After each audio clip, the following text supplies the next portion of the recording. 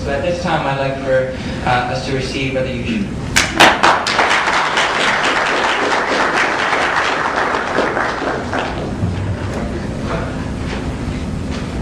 Assalamu alaikum, and to my non-Muslims, welcome. Bismillah ar-Rahman ar-Rahim.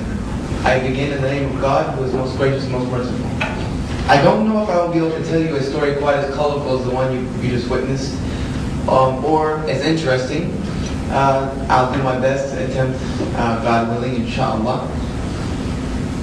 As the brother introduced me, my name is Yusha Evans, or some people know me as Joshua Evans. It's the same thing. The two words are synonymous. Yusha and Joshua are synonymous. Yusha is Arabic, Joshua is English. But they both are the very same name, Joshua. And I changed my name when becoming Muslim.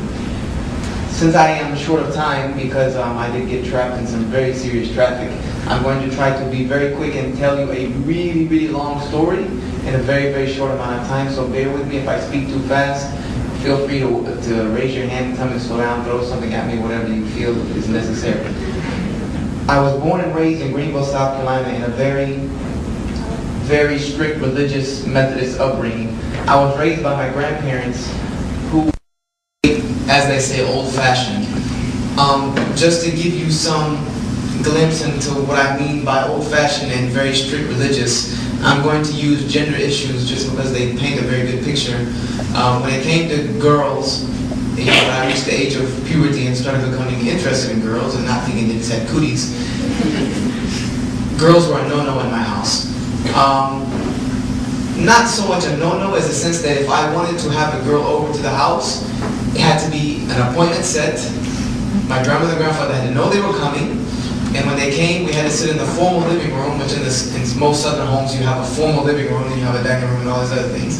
The formal living room, and my grandmother either had to be present in the room, or we had to be in the room while she was in the kitchen, cooking whatever with the door wide open so that she could hear the conversation that was going on. So that was the type of understanding that they had, and this was the type of strictness of the home that I grew up in. We were very religious in the sense that we went to church every Sunday. We went to church Sunday evenings and sometimes on Wednesdays. And then Wednesdays became more regular as I got more older. That was considered in the South very religious. You were considered a very good patron of the church if you went Sunday evening, and Wednesday. And that was not very difficult considering the fact that the church from my home was separated by two houses. You walk out of my house to the right, you pass one house, you pass another house, and you walk straight into the wall of the church. So it was not very difficult for me to go to church that often. And that was how I was raised. We went to church. Before we ate, we prayed. Before I went to sleep, I prayed. Every time my grandmother had any commotion happen in the house, she prayed. The Bible was always open. We always read the Bible. My grandfather was always teaching me about, Noah and Moses and, David and Jesus and, all these good things. So this was just the environment that I was brought up in. My mother had stepped out of the picture. My father was working two jobs, which was the reason I was being raised by my grandparents. And this continued on until about 13 or 14 years of age. At about 13 or 14, I decided to start attending the youth services on Saturday evenings at my church. Youth services on Saturday evening were quite different from a normal Methodist Sunday service. Methodist services are very formal. You don't talk, you sit down, you listen to the service, you get up, you go outside of the church, and then you talk to each other, greet each other, and you go home. Then, there's no shouting, there's no, amen, go ahead, brother. There's none of that in the Southern Methodist church. You just don't do that. When you say something in a Methodist church, people look at you like, what is wrong with you? So, but Saturday evenings were quite different. They were held in the gym, and there was music, and there was games. We played basketball, we played all types of different games. And then we ate, we ate pizza, we ate, hamburgers or grilled out or whatever they did on Saturday evenings. And then at the end, the youth minister would give about a 30-minute sermon, on whatever the topic was that he decided to give it on. And the youth minister was a 19-year-old friend of mine. He wasn't really a friend of mine. He was someone that lived as I was walking to the church. He was the last house before you got to the church. So I had known him all my life growing up. And he graduated high school. I was a sophomore, he had graduated, so in my freshman year, he used to give me a ride to high school before I had gotten my license. And as I started going to the youth services, we became very good friends. And he was attending a university in Greenville called Bob Jones University. Anybody familiar with the South and with Bible colleges, well, Bob Jones will ring a bell very much. It's considered one of the most conservative Christian colleges in the country. In the fact that men and women are separated at Bob Jones. You don't walk holding hands on campus. The women have to have there's a dress code for women. They have to wear clothes that are not revealing.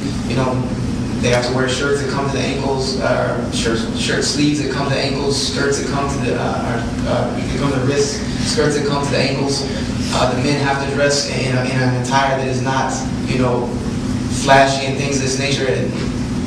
So Bob Jones is very, very conservative, which fit along with the scheme of how I was raised. So I wanted to attend Bob Jones as well, and he was attending Bob Jones, and his major was textual criticism. Any of you here who might be a major of religion or anything of that nature might understand what textual criticism is. Textual criticism, to try to make a huge field very visible, it's a study that takes many manuscripts, any type of manuscript. When it comes to Christian textual criticism of the Bible, it takes manuscripts of the Bible, which we know just of the New Testament, there are hundreds and hundreds and hundreds and hundreds of thousands of copies of the New Testament. The book of Matthew might have 50, 60, 70, hundreds of thousands of copies, and none of these copies are exactly the same.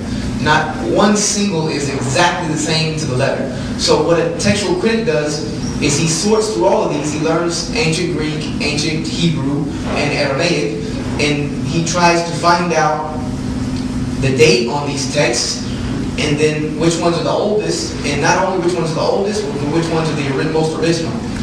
And what makes it so complex is that the oldest might not be the original, because the oldest might have been a copy that was copied from an altered text, and then that was copied and copied and copied and copied and copied. Or you might have the newer text, the newest one might have been copied directly from the original, so it might then in turn, even though it's the newer text, be the most original. So that's the job of a textual critic, which is not a very easy job. So this was his major. He was studying textual criticism. So as I befriended him, I became a layman textual critic, because as he was studying, I was studying. I was his study partner. I was a person that he shot ideas off of. I read his papers, things of this nature, and I read his textbooks. I would listen. He would record some of the lectures, and I would listen to them. So as he was studying, I was studying, and I decided in my sophomore year I enrolled at Bob Jones, because there's a very long waiting list. At that time it was a few years long. So I had already enrolled at Bob Jones and already decided my major was going to be textual criticism. And since that was the case, me and him together decided to take up a study of the Bible. We said to ourselves, and he told me that he said that if this is our book, this is what we call BIBLE, this is the basic instructions before leaving earth. Therefore, if this is the book, this is the Bible, we need to study it, we should know it, because this is what is going to get us into heaven. This is what is going to give us the guidelines and the evidences of the salvation of Jesus Christ. This is the evidence, this is the proof of it. So he said we need to know this book. So we began studying the Bible, and we started from Genesis 1:1. And we decided we're going to read through it from beginning to end, beginning to end, beginning to end. So in doing this on my own, as he was going to school and things of this nature, he had a job also. He was going a little slower than me. It took me, in the whole period that I did this, I read through it about 6-7 times in about a period of 3 years. 2.5, 3 years, I went through it 6 or 7 times.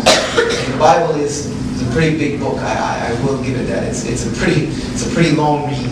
But if you focus on it, and if you grew up in the environment that I grew up, that after school you did your schoolwork, and that was about it. I did not really go outside of the home much. Friends came over and things of that nature, but I was not really, given that much freedom to go out at that time. So I really was involved in these studies. And when he came home, I always wanted to have something to show him, because I always go to his house as soon as he came home from work or came home from school.